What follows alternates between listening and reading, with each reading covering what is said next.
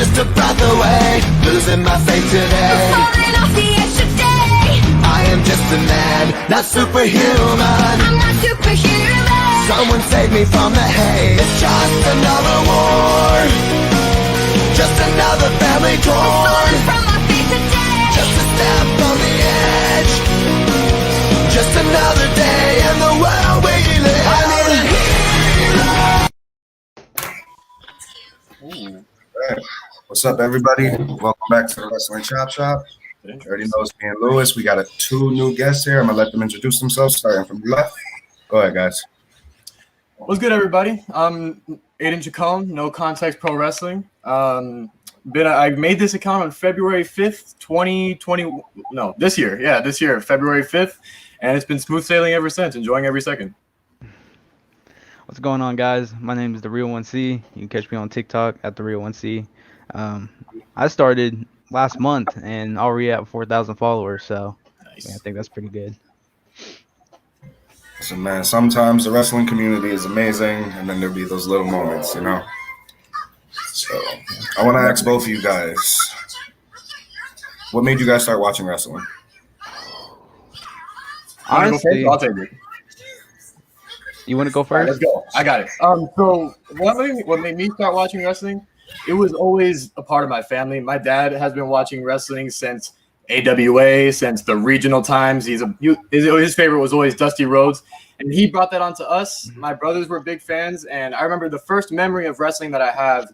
I remember sitting behind my oldest brother, and he was watching The Undertaker, and that was always his favorite. And then he passed it on to my younger brother. Well, his younger brother. There's three of us. He's in the middle, and I'm the youngest. And it just kept passing it down. And I was the one that stuck with it since. I took a little break for a few years, and then I started watching again. But to answer your question, yeah, I would say it was just my family. It's always been a hobby of theirs. It's been a part of their childhood forever. I was just the only one that stuck with it past, 12. All right, so my dad always had grown up on wrestling, so he thought it was a fair thing if I just came in and decided to watch it with him. And the first superstar I've ever seen was Jeff Hardy, of course. And so Jeff Hardy was definitely the superstar that got me hooked onto wrestling. My dad was more of a fan of that WCW more than WWF, but I don't know, I just WWF and WWE, I mean, it's just my favorite, so.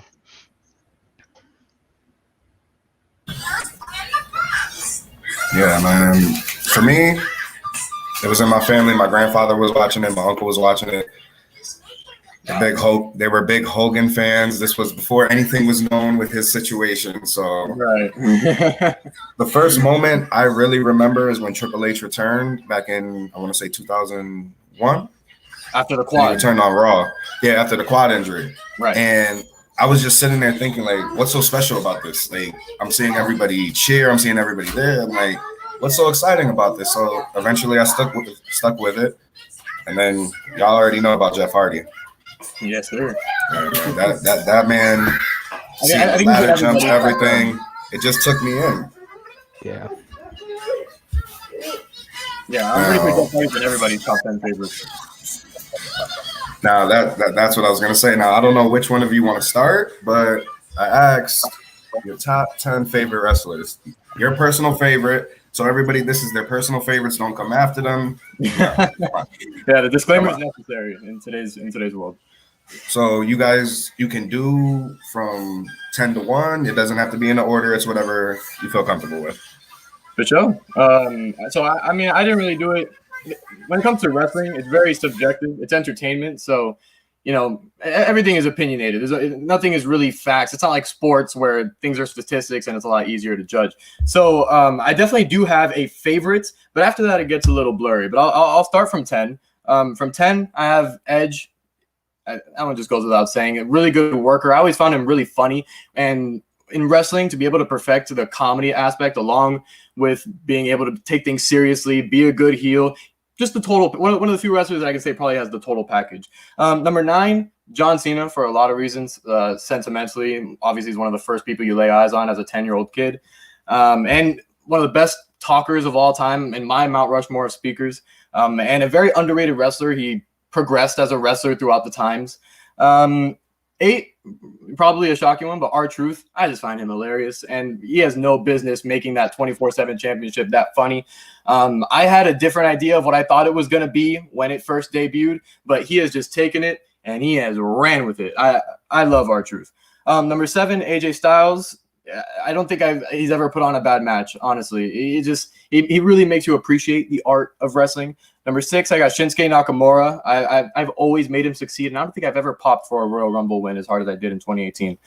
Samoa Joe, he's one of the few that makes me forget that wrestling is the F word, fake. Randy Orton, Ric Flair at number 3. I think we all strive to be Ric Flair at some point in our life. Jeff Hardy is at number 2. Like I said, he's probably in everyone's top 10. And number 1, I got Brock Lesnar. That's mine. That's my top 10 favorites. So for everybody in the chat, if you guys haven't noticed, the YouTube picture for this video is Brock and Jeff. So I was waiting to see, waiting for it to come up, because I know some people with Brock, it's a little, so I want to see their reaction to that one. He's definitely not everyone's favorite, but to me, like I mentioned, like I talked about with Samoa Joe, he is someone who makes me forget that what I'm watching is a show. Like, he's one of the few. I think also the fact that he's a part-time wrestler, the fact that he's done MMA, the fact that he doesn't talk, the fact that he has Heyman behind him, the whole aura behind him. A lot of people tend to not appreciate that, despite how good he is. He's a very underrated seller, underrated wrestler. When he has been on the mic, it's either entertaining, funny, and it's never really like bad. It gets a lot of views on YouTube. I don't know. I like I said, he makes me forget that wrestling is fake, and to me, well, fake, choreographed, whatever it is, whatever word you want to use. And that to me is what WWE should strive for, making their product look as legit as possible. So that's why he's my number 1. All right, I guess my top 10. Number 10 for me would definitely be Rob Van Dam. I think Rob Van Dam has always been one of the best high-flying superstars I think there is. More extreme as well on the ECW side. Number 9, I got to go with John Cena. John Cena, I mean, he was the 10-year-old hero for everyone. So especially during the Nexus era and everything. So definitely got to go with Cena. Number 8, I got Chris Jericho. I think Chris Jericho is a very good superstar. I think he's good on the mic. He's good as a champion. Definitely good as a face and a heel. Number 7, I got Jon Moxley or Dean Ambrose.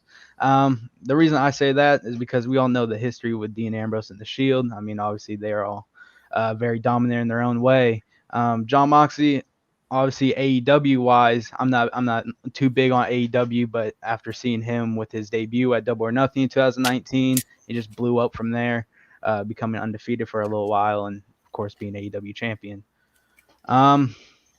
Number 6, I got AJ Styles. The reason I say this is because he's a good worker throughout all around the world, from Ring of Honor, TNA, New Japan. I definitely liked AJ Styles when he was part of Bullet Club as well. But AJ Styles definitely goes as number 6. And number 5, this is going to be a little surprising, but I think Darby Allin is good. And the reason I say Darby Allin is because personally, I see him as the next Jeff Hardy. Jeff Hardy does a lot of stuff to risk his body, obviously, like jumping off of 20-foot ladders and stuff. And I think Darby Allin is going to be the next person to do that. Number 4, I got ranked Edge. I think Edge is obviously good as a heel, as a champion, as a face. And it's also incredible that he goes from retiring from triple fusion neck surgery in 2011 and then just does the unthinkable and comes back at the 2020 Royal Rumble. I thought that was absolutely insane. Number 3, I got CM Punk. Obviously, we all know why. I mean, whether he cares or not, he's going to do whatever. It's his own way. So, I mean, he's going to drop pipe bombs or he's going to win the title and leave. So, that's who I got for number 3. Number 2, I got Jeff Hardy. As much as I love Jeff Hardy, he's my all-time favorite. But for number 1, I can't put him in front of Stone Cold Steve Austin. I just can't. Stone Cold Steve Austin, shows up, kicks ass, takes a title, leave, chug beers, and that's it. So, what I got. So I can understand with Darby. You know that coffin drop. You know. Yeah. Let's see. So you have So I just skinny, gotta but ask, man. every time he lands, I say he's so skinny, but every time he lands, bro, it's like a thud. Yeah, I don't watch it. Well, after the NBA finals are over, I do plan on watching NXT and AEW much more. But I have heard about Darby Allin, and I have heard that some comparisons to Jeff Hardy and stuff in the sense that he puts his body on the line. But yeah, once the NBA finals are over, I plan on binging NXT and AEW weekly, so I can learn more about people like Darby Allin. Yeah. So, as someone who has CM Punk and Jeff Hardy in your top 10, I just have to ask about that storyline and how the whole thing made you feel. Honestly, this was it was a little heartbreaking just because the fact that Jeff had to leave in 2009 after the whole CM Punk steel cage match that he had. That was definitely heartbreaking. I was there. When Punk I was also there that cashed day. in the Money in the Bank briefcase, Oh man. it didn't even hold it for like 2 minutes and it was gone. So, the storyline though, I thought it was good. I thought it was great. There was definitely some stressful moments throughout the story, but overall, I thought it was great. Yeah, that was stressful times. It was really stressful times. It's funny you bring it up. I was at that steel cage match live. So I saw that happen. Really? Don't have me. Oh man. Bad memories. Some good. So for Brock Lesnar, what moment made you a Brock Lesnar fan? So that's a good question. So I got back into wrestling in June of 2016. So the first real feud that I was like, wow, okay, this guy's legit. It wasn't the first feud, but I think his best feud, considering how little it lasted, yet how much happened in such a little amount of time, and considering how much people had trashed him up to that point as to not being a good character, not being good on the mic. It was the feud to the infamously named pay-per-view, Great Balls of Fire against Samoa Joe. And that feud, I mean, it had no business being as good as it did, considering how little Brock. It was such a dream match. I remember I saw that dream match so many times on my Explore page on Instagram, leading up to the years leading up to that match. Just two guys who make, like I mentioned it in my top 10, two guys that really make you forget that what you're watching. I don't know if you remember the promo leading up to SummerSlam between him, Roman, and maybe Braun. I don't remember. You know what I'm talking about. Yeah, where they got in each other's faces. That moment made me feel so many things. I was like, this is what wrestling, to me, this is what wrestling should be. Two guys who, in all likelihood, like genuinely hate each other. Not outside of TV, but they really made it look like they cared about killing each other. And that I'd say that feud is really, really what solidified Brock Lesnar for me. Plus, when it was a big deal when he lost to Goldberg, I mean, it had to have been a big deal for a reason, right? So it just goes to show the character that Brock Lesnar was. But yeah, I'd probably say that feud for sure.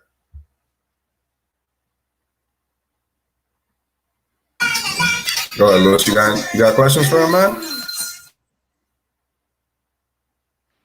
Oh, my bad. Can you guys hear me fine? Yeah, now I hear you. Okay. Damn. Shit. I mean, give me your favorite spots. I mean, like, what's that one spot that you saw that made you like, holy shit? Off the top of my head, I already knew what to say. I was there not only because I can imagine everyone that unless you want to go 1C. I know I've been That's talking fine. for You a can while. go. You can go. Oh, for sure. So I was there live in WrestleMania 28 from my hometown of Miami, and I'm sure you guys know exactly what I'm talking about. It's Hell in a Cell. They've already been through hell, no pun intended. Triple H versus Undertaker. Shawn Michaels had just been in Hell's Gate. Triple H, or you know what I'm talking about, man. The super kick into the pedigree kick out. I mean, that has to be the greatest false finish in the history of pro wrestling. And to be able to In my opinion, that should have ended it. yeah, A lot of people don't agree with me, but I wouldn't, but it is definitely a case to be made because it was storybook. And to me, along with everything I've said about people being legit and stuff, when it comes to the actual art of wrestling, people love the 630s from Ricochet, and they love to see people springboard 450s, and all that is awesome. It is. I'm not saying that that's bad, but when it comes to wrestling, that match, and to go back to your question, that spot is to me what wrestling should be. No flips, not necessarily no flips, but it's not super pizzazz. But once the bell rung was chapter 1, and when the bell finished, it was chapter 20, and I felt like I watched a whole movie unfold. And not even, I wouldn't even say after the bell rung at the end. I would say when they were finally done hugging, it was storybook. But to answer your question, that spot, the false finish, was storybook. It was amazing. Ooh. So there's a lot of spots. There is, but oh man, there's a lot. And to be there live was also nuts. I'm gonna say, obviously, one of the quickest matches probably of all time. I can't remember what WrestleMania it was, but it was that one between Daniel Bryan and Sheamus for the world Also title. 28. Yeah, that it was so quick. It was literally one bro kick and it was over. And I remember at that time when it happened, I was like, "Holy shit!" He just got knocked out quick, and it was like I couldn't believe it. I thought it was gonna be a good match, and it was a simple bro kick and it was over. So. Yeah, I remember being there live, and my dad, who had gotten the hookup, and he had just paid a certain amount for those tickets, and that was the opening match on the main card. And he's like, "Oh, this is for the World Heavyweight Championship. This should be fun. We get it in the opening match." And to him, he's old time, so he's used to 30-minute matches all the time.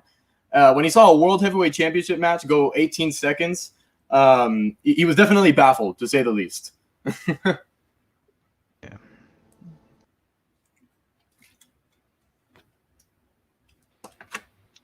All right, so since all y'all are Jeff Hardy fans, you know what I'm saying?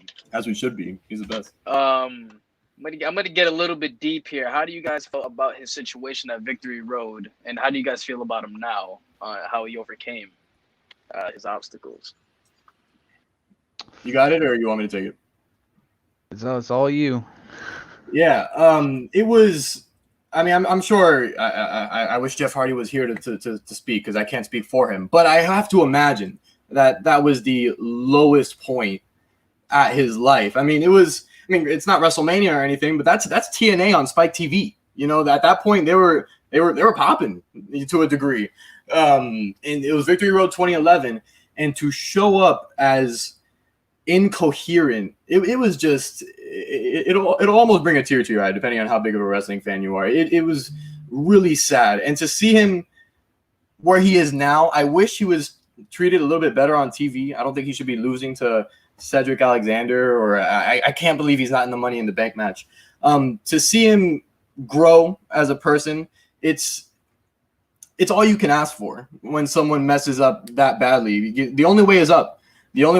And I think it could have gone a lot worse after that, but he took it upon himself to fix himself up, and he's still employed and making more money than any of us could ever imagine. So good for him. I always root for his success, and I think it's an inspiration for younger people, or for people who might be going through substance abuse and stuff like that, because he's well for himself. He is. I love seeing him do well. That was very small. I mean, Victory Road 2011. That was a little heartbreaking to see that Jeff Hardy was the way that he was at that time. Obviously, he was definitely drugged up, and I mean it was heartbreaking. But to see him go from there and come all the way up to what he's done now, I mean it's pretty successful, if you ask me. But I mean it like Aiden said. I mean, it sucks that he's being buried the way that he is right now, after losing to Cedric, and obviously it was very unfortunate that he didn't win that battle royal a couple weeks ago, and it is very heartbreaking that he's not in the Money in the Bank ladder match. He definitely could use a big push, and I personally want to see him win the WWE title one more time before he calls it quits. I think if Jeff Hardy ever wins the WWE Championship, I think that's good. Not necessarily a wave, but I wouldn't be surprised if you see a little spike in the ratings. Jeff Hardy is he would bring back casuals. He would bring back the people that stopped watching in 2011, 2012, or even 2010. He would bring back the people who remember, the people that say, "Oh, WWE is so what?" Not necessarily, they don't necessarily trash the product, but the people that say, "Oh, WWE is so bad now." Well, they were watching Jeff Hardy, who's still employed. They were watching Rey Mysterio, who's still employed. It bothers me the way they treat veterans, considering how little main event power they have on both rosters right now. I think they could really use Jeff Hardy and even Rey Mysterio to a degree. Imagine if Rey Mysterio ever wins another world title. That'd be nuts. That'd be insane. And I know Axel will agree with me. So I made a TikTok video talking about Jeff Hardy needing one more title run, and there was so much hate in the comments about how Jeff Hardy is washed, how he doesn't need another title run, how he just needs to retire or even go on to AEW with Matt Hardy. So, I mean, it's like with that though, everybody wants to bring up the age, and it's like, but look at our champions now. Like look at how old Bobby Lashley is. He's almost the same age as Jeff. So Roman is in his late 30s. So where's this age thing coming from? Like, you guys not so long ago, you guys were rooting for Edge to win the Universal Championship. I'm just gonna say that. Edge is almost. I think Edge and Jeff are the same age, bro. So, Edge is older by like 4 years. Edge is like 47. Jeff's only like 43.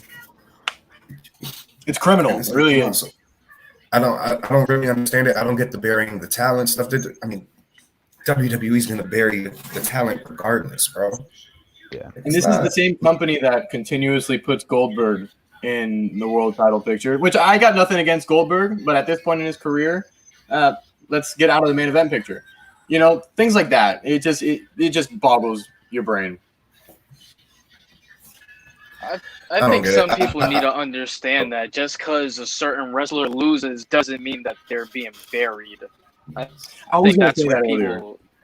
I think people get it out of hand, like, oh my God, Cedric lost twice, he's getting buried. No, I mean, you don't know that. You don't know if they're building him up for a potential big feud. You don't know that. It's like, oh my God, like Roman is buried. I hate Roman. Like, if y'all don't know, I hate Roman with a passion. But it's like people are like, oh my God, he's burying Jay. I mean, he's the biggest he's ever been since that feud.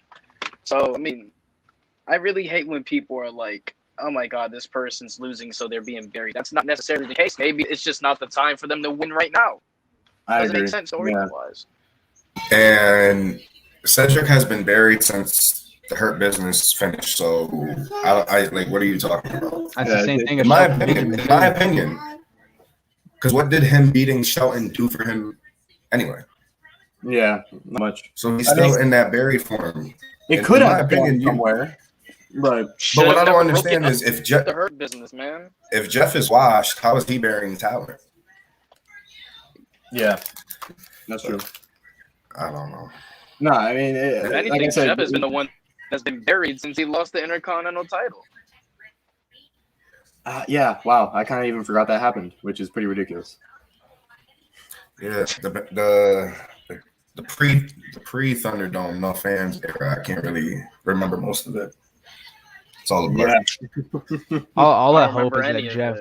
All that I hope is that Jeff, when Jeff comes back with the fans, has no more words back. Hopefully, fans will start having some hope for him. Hopefully, fans will actually beg for a push that Jeff Hardy needs. That's a great point. I was gonna say with the live crowds, who knows? So we have What if one Jeff more. Hardy comes out once? We have one more week. This is officially the last week of the Thunderdome era. We are going back on the road next week, which I'm happy. I am happy. Yes. Very blessed to finally be moving on.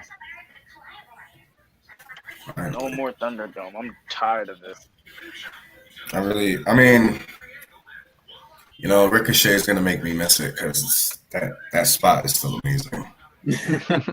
we'll never see that spot again. Yeah, because it'll just be a bunch of people there. That's true. Bunch of kids, right? Yeah, you can't. Yeah. Yeah, you probably shouldn't crash into a bunch of little kids.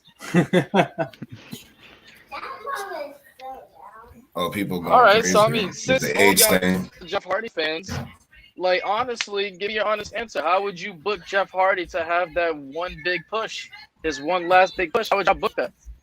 I would have started So with him funny. in the Money in the Bank. I mean, that's it. What do you say? Throw him in the Money in the Bank ladder match and have him win it, and then kind of tease it every now and then that he's gonna cash in until a pay-per-view that he's, you know, known for, like Extreme Rules or whatever. Just have him cash it in around there. I've actually thought about this. I'm pretty sure I wrote like a multiple paragraph thing about that. That's how badly I've wanted this. No, I mean, to me, I think since we've seen him lose to Cedric and we've seen him lose on multiple occasions recently, he's not being treated. I think it would be cool to see his character, like, not necessarily go down a negative, sad rabbit hole, but like, he should feel him like that he needs to prove himself again to the fans. So I think it'd be cool if on pay-per-view, maybe he fights Cedric first and just little by little by little works his way back up to the card, like, and gives people a chance. Like, it can be a 15-20 minute match, like puts them over in the match, but ultimately ends up winning. And then like every single time you can even interview him on Raw and be like, so do you think you're ready? Like, do you think you're ready to go for something bigger? And no, I haven't proved myself yet. Every single pay-per-view, just keeps on going, and then just build up. He can win Money in the Bank if you want, but whatever, that's up to you. But yeah, I guess he's not in the Money in the Bank match, so it's not going to matter. And I'll just keep on building up until he's finally ready, and then you can have him win the Rumble or whatever. But I think his character needs to feel like he's let people down. I think that would just add an interesting layer to his character, and it'll just make So him more you're of a going baby. with the long-term storytelling route. Always. As long as he gets the title, I don't care. So you're Yeah, going with that's the long-term true. storytelling route? Yeah, definitely. I would much rather see him win at WrestleMania. I mean, because like I said, a character that we've seen lose, you can even go with the whole wash thing that not necessarily people, but he himself can think he's washed. Like he can, just feel that he owes something to those younger fans that I was talking about earlier, or to those fans that may have tuned out, and build them up. And it can even go into Survivor Series. He can finish as a survivor, and they can ask him, so do you think you deserve a title shot? And like, no. And he just keeps on denying it until eventually you can, like I said, you can just have him win the Rumble, and then you can have him win at Mania, because it's Jeff Hardy. He's that big to me. Jeff Hardy winning the Rumble didn't even come to my mind at all. Anytime ever. Imagine. That would be sick. That would be sick. Imagine. That would Bro, being I've a never Jeff Hardy thought of fan that. back in Honestly, those that was days. the first time I've ever heard of it. Yeah, I mean, it's just a coincidence that I wrote about it, so it was already in my head. But yeah, that'd be really cool. I always wish you could win a Rumble, bro. What happened? He wishes Jeff could win a Rumble. I think he lagged out. Yeah. He did. He'll come back. I mean, like I said, once the live crowd comes back, I feel like it could only be a matter of time, because the crowd is very powerful. Daniel Bryan taught us all that. So.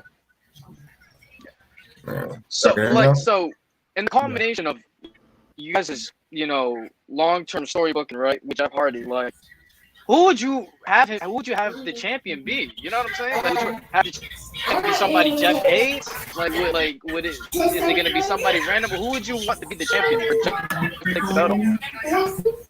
I couldn't hear you. I have to repeat that.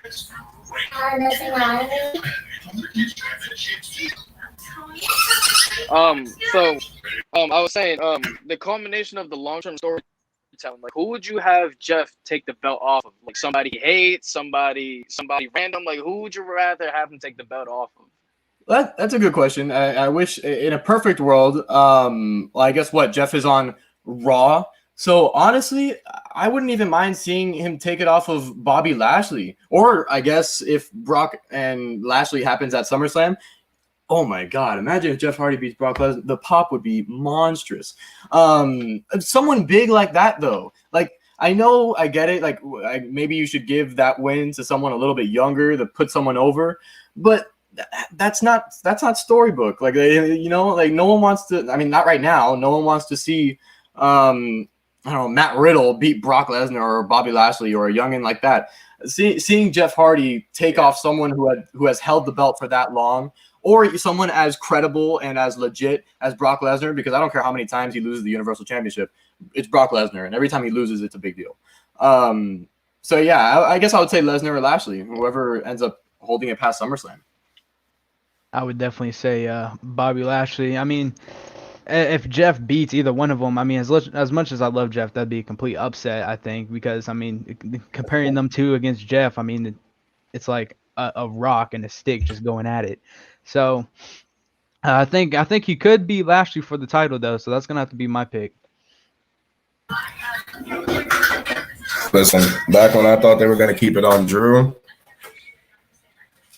I said, you know what, just have that feud real quick. You know, no more words, broken dreams, tickets right there, bro. Yeah, and bring back. I've been waiting to bring back Broken Dreams, bro. Just imagine, you know, you have them in a little tag match. You have Drew turn heel, Broken Dreams comes back, no more words. Come on. You want money or no? Yeah, it's already written. You want it? It's right there. I'm so tired of seeing Drew in the main event picture because it's the same match over and over again. It's Lashley versus McIntyre every time, and I'm so tired of seeing it. I mean, yeah, sure. I mean, I think they've had 3 matches on pay-per-view. I mean, I wish we saw more. I mean, I'm not saying that this was the feud for it to happen, but I really don't know. I don't know if it was 3 or how many matches on pay-per-view it's been, but I'm not saying this was the feud for it, but I miss when people would just go on blood feuds for months on end. I mean, like I said, that is storytelling. I miss when the Nexus was around and they feuded from SummerSlam to November or whenever it was. Again, I'm not justifying that this feud was the feud for it, but I do miss when people would just beat each other up or AJ Styles versus Nakamura. That was another feud like that went on for pay-per-views on end. What's terrible about this era though is that people are so impatient when it comes to long-term storytelling that they just want the thing now. And I don't know if you guys saw Ryan Satin's podcast with Johnny Gargano, and you know, Johnny Gargano said that long-term storytelling, you know, needs to happen, but if it has to happen, you have to reward the viewer. It's so think of it as like, so let's say Drew was still the champion, right? And you build up, say somebody like Matt Riddle, right? You build up Matt Riddle, and he looks so strong and so believable to take the belt off of McIntyre, and it's the perfect time to take the belt off of McIntyre, and you have McIntyre win. You know what I'm saying? You know, you have to reward the viewer. So when Johnny Gargano's rivalry with Tommaso Ciampa or his quest to become NXT champion, the whole end of that storytelling was Gargano being NXT champion. Gargano feels like the main roster, it doesn't do that. It doesn't reward the viewers for watching a long storybook match. Yeah, that's really interesting. I haven't seen that podcast, but it's really interesting to hear them say that. Like to hear the pro wrestlers themselves say that, because we think all the time that, or at least when it comes to the main roster, that if you say something like that, Vince is on your ass, you know. And it's really cool to hear them say that, because it's true. It's very true. It just depends on who they use, you know. Like with this whole Charlotte Flair and Rhea Ripley thing, like, you know. It could be good, but you got Charlotte in there. It could have been someone else. In my opinion. Why not Charlotte? You know, I don't like where it's going. You got both of them walking on canes now. Yeah. Like I'm so glad I've missed Raw for the last 3 weeks. It's terrible. It's not worth it anymore. It's I've so missed bad. it, bro. Like I literally saw and on the Twitter long-term both of them story- on canes and kick each other, and then they're like, "Ha, we're not injured," and it's like, really? Yeah. It's not doing it for me. It's not doing it for And me. the long-term storytelling I was talking about, man, it's like, think of it as Daniel Bryan winning the titles at WrestleMania, but that doesn't happen. Randy Orton walks out champion. That like if that storyline would have happened right now, like 100%, like Vince probably would have put Batista over, like easily. If that would happen right now, that's the problem we have in pro wrestling, and with fans too, is that they don't want to sit through the long-term storytelling. They want everything to happen right now. You just can't do that. Yeah, I definitely agree. I do think fans are impatient. I do think that they are a little spoiled. On the other end, though, they've done it. WWE has done it before. It's not like they've never done it before, and they have done it before to where it's entertaining along the way. Like it's happened before. They can do it. What I'm trying to say is that if maybe they were good, if creative was good, maybe the fans wouldn't be so impatient. Or if maybe they rewarded their viewers, like Johnny Gargano was saying, maybe they wouldn't be so impatient. But like I said, I only say that because there's two sides to every coin. But I definitely agree. Fans are pretty annoying. Yeah, I mean, one prime example in recent is the whole Fiend storyline. People were so impatient. And in my opinion, the whole Randy Orton and Alexa, they were holding that feud. I'm mad it's down to nothing now. I was truly invested into that, but they just couldn't wait. Because the moment he came back, it was, in my opinion, it was great. Everybody wanted him back the next night. Okay, fine. He just got burned alive. Maybe next week on Raw. Like, yo, chill. You want the long term. You want the more realistic stuff to make you the storytelling. It's like you want him to come back next week after being, burnt alive. What sense does that make? Yeah. Yeah, but he's the Fiend. He's amazing. Just wait. Would you guys agree that sometimes fans switch up a little bit too fast too? Like they want one thing, and then once that thing happens, they're like, "All right, like I want to get rid of it. Like let's move on." Oh yeah, they do that all the time. That's just what they do. Fickle. I was about to say that they can clamor for something to come really, really fast, like you were just describing, and then when it gets there, they'll be the first ones to say that it came too soon, and it's like, okay, well. Now I can't talk to you ever again because you lost all credibility. It's very common. It's way more common as it should be. Like, oh, Edge won the Universal title. Okay, let's have Seth Rollins win it now.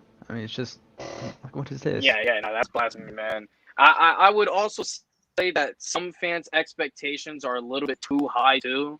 I feel like if they don't hit that certain expectation, they think, oh, this whole thing's garbage. This whole thing is trash, which is crazy. I agree there too. Real one, see, I got a question, man. You said Stone Cold is your favorite of all time. He's your number one, man. I need your favorite Stone Cold and Vince moment, man. Just a favorite Stone Cold moment. Damn. There's too many of those. There's so many of those. Real quick, I'm sorry. Nothing will top the grocery store. The grocery I don't store. care what. For me, when I you don't beat the care hell what out of moment. Vince at the hospital and he beat up his cast, I love that. I'm sorry. Nah, I mean, bro, the grocery store was hilarious. I mean, that and Booker T. I kind of forgot about that until you just mentioned that. Underrated Stone Cold moment is Vince selling the stunner. When he's like actually stunned on the ground. That's definitely an underrated Stone Cold moment. I mean, I think that's more of a Vince moment, but it made me laugh. Yeah. I don't know. Probably now that I think about it, I probably have to go with what Axel said. Probably the grocery store. That was funny in my opinion, and I thought it was like I can't like I don't know if it was actual customers that were there or if it was just like people that actually worked for the WWF at the time and was just there for Till this customers. day. Till this day, I don't know, but it was amazing. But I mean, like I It can. had to have been planned. There's no way. If I was just a customer that was there and I just see Booker T on the ground, literally crying for help, I mean, it would have been hilarious. Another Stone Cold moment for all the hardcore marks out there is the double turn from WrestleMania 13 with Bret Hart. Ooh. Oh yeah. Ooh. That's another good one. All right. So this question's for the three of y'all. Which championship moment had y'all emotional? Like, holy shit! Like, this is real. Daniel Bryan's WrestleMania 30. That's a good one. That's Championship it. win. I mean, that one was definitely an emotional one for me. I thought that Daniel Bryan finally getting his dream come true. I thought that was great. Wins both titles. He has to beat Triple H in order to qualify. He beat Triple H, qualifies, beats Randy Orton and Batista. I mean, technically he beat the whole Evolution in just that one night. And he did it. I mean, he did it for Connor. So I got one. It took me a while to think about it. That was a good question. I'm gonna go with Armageddon 2008. Jeff Hardy winning the championship off of Triple H and Edge. The way he looks at the title and the way that he slams the chair on the ground after winning, all you can do is feel with him.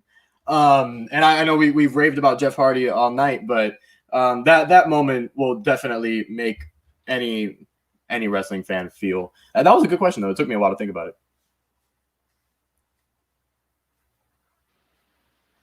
Pretty sure I can speak for Axel. That's probably his favorite moment too. When Jeff Hardy climbed the Armageddon sign and he just Listen, bro. Nothing will ever be Triple H going for the pin. Cameras panned at them.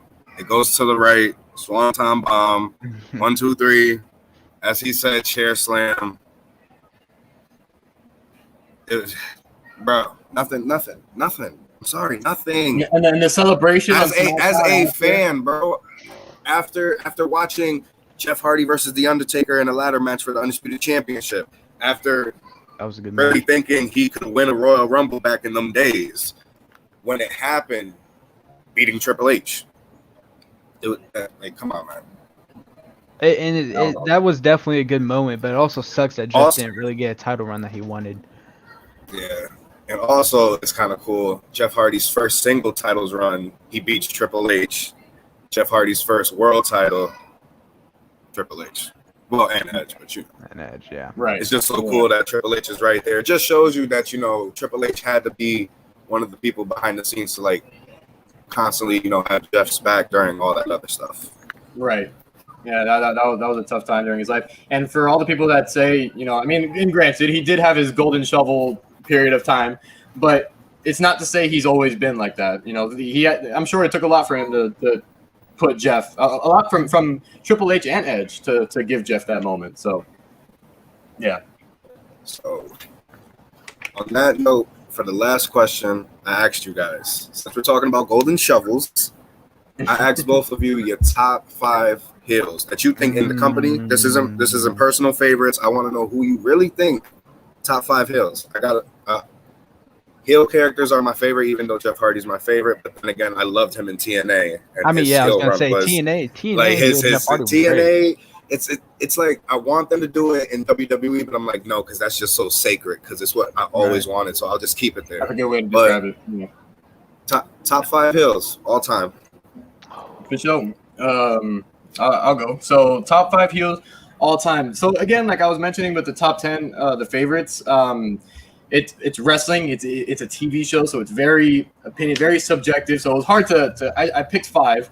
Like I said, number 1 is my number 1, but after that you can reorder it however you like. But I'll start off with number 5. I feel like he definitely deserves to be on the top 5 just for this. It might be a little out of left field, but I'm gonna go with Ivan Koloff. I don't know if you guys are aware. He was the one that beat Bruno Sammartino after 7 years.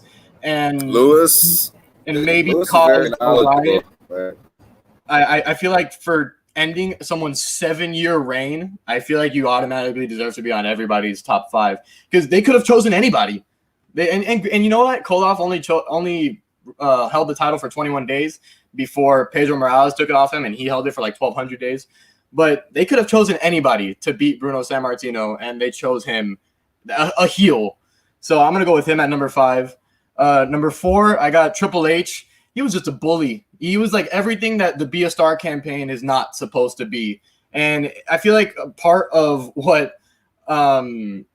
being a really good heel is not being the best face. And he really wasn't the best face. So I got Triple H at 4. I'm going to go with number 3. I got Edge. Edge was just an asswipe. I mean, and he didn't really have really, what was his gimmick? His gimmick was douchey guy. It was a rated R superstar. Like, he was just a guy that seized opportunities, I guess, and he was just mean. Like, he cheated on Lita. The whole Matt Hardy situation. You know what I'm talking about. Yeah, he was just terrible, and that was his gimmick. Terrible guy, honestly, because he didn't really do anything flashy. That was his gimmick. Number 2, I got Randy Orton. I feel like his 2009 run is one of the best of all time. He punted John Cena, John Cena's dad. He kissed Stephanie McMahon. He RKO'd every legend and their mother. I got Randy Orton at 2. And number 1 is, like I said, you can reorder 2 through 5 however you want. But to me, number 1 best heel of all time is the Nature Boy Ric Flair. I mean, I don't think he was ever a face. And if he was, I guess it might have been like that last year in 2008. But he's never been a face. He's always been a heel. And to have him as he's usually on everybody's Mount Rushmore, I don't know. I feel like he was one of the most hateable, yet still lovable, but you have to boo him because it's Ric Flair, but you don't want to. He's like the worst. He's like the most criminal, not criminal. He's like the most diabolical anti-hero. No. You could say criminal. You know, some of the things he was doing to the Divas was a little criminal. You could say criminal. Then he still,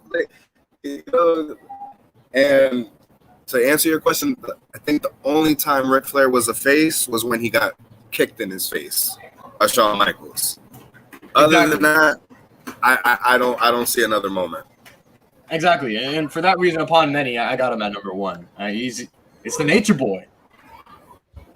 Like, if Randy Orton kicks one more person in the head, he'll probably go over Ric Flair for me. But for me, it's the same thing. That's fair, especially if he does it to someone else's dad. Then he might be number 2. He might be number 1 for me. All right, so top 5. Oh, I think number 5 is very underrated. I think JBL is definitely one of the best heels.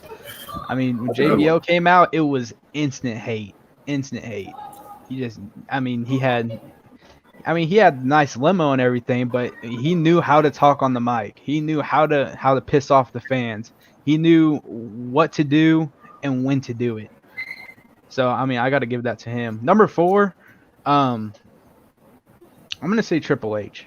Because, like Aiden said, you can't be like a full good face, but you have to be decent, and that's what Triple H was. I do think that he was better on the heel side more than he was the face side. Number 3, I got Chris Jericho. Chris Jericho is exactly like JBL. He knows how to piss fans off. He knows what to do, when to do it, whether it's here in WWE, whether it was in WCW, or whether it's in AEW. He knows what to do and how to do it. Number 2, I got Randy Orton. Like Aiden said, 2009. That's what sparked on me. And the rated RKO, the rated RKO. I was about to say bro. Rated RKO was definitely a good spot for Randy Orton. Probably one of the most loved and hated tag teams at the same time. Yeah. 2 douchebags, bro. Literally. 2 douches, bro. 2 of the biggest bullies in wrestling history. Well, speaking of douchebags, that would leave us with Edge as a heel. No Nature Boy. I don't know No how I feel Nature about Boy. that. No Nature Boy.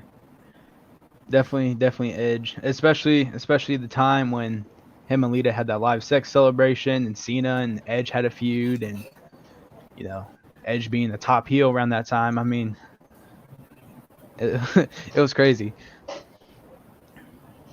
Yeah, I'll give him edge because for me being a kid and you think John Cena won the whole Elimination Chamber, he's bloody, he's a superhero, he's Superman, and then Vince McMahon comes out, and then you think you know me, and from there, so I'll give him that. It's iconic. Those words, you think you know me. Once those plays, it's just straight. It's Either like hate you or know straight something's hype. gonna. And most of the time back in them days, it was hate. Yeah. True. Because it came with so much. Like that's why I'm saying I could give it to him. Edge and Vicky, like you got that. Like Edge basically ran one of the brands for a minute. Like it was his show. That's a good point. Yeah. Pretending to I never really love thought about Vicky it that way. Guerrero. Pretending to love Vicky Guerrero up until almost marrying her. Dang, that is flawed. And so, like, I could give it to because it's like, because that era was terrible. Yeah. Like, before we go, like, remember, he lost the WWE Championship inside Elimination Chamber and put himself into the one for the World Heavyweight title. I saw the one. That's the one where you attacked Kofi, wasn't it? Yeah. Yes. He got pinned by Jeff to get out that match, and he took out Kofi and won it. Like, come on, it was so bad, Who bro. does that? Like, you can't just put yourself in the match. It was so bad. Like that's why I could really give it to him, bro. Because like as he said it, I'm thinking, and I'm like, you know what? It's there. You can definitely put him at number one. I just feel Ric Flair's definitely got to be in the top 5. But I feel you. Edge is definitely a debatable number 1. He was ridiculous. And in my group chat on Facebook, somebody brought it up too. He also ran up into John Cena's father's house and just slapped him. And I remember that. Yeah, just mollywopped him for no reason. It's so sad. He said, "Give me that But face." I appreciate you guys for coming out. I really enjoyed this. It was good interacting with you guys. I just Thank met you, man. both of you. You guys are dope. You guys are awesome. I hope you enjoyed being on here. I'll let you guys shout out your TikTok information.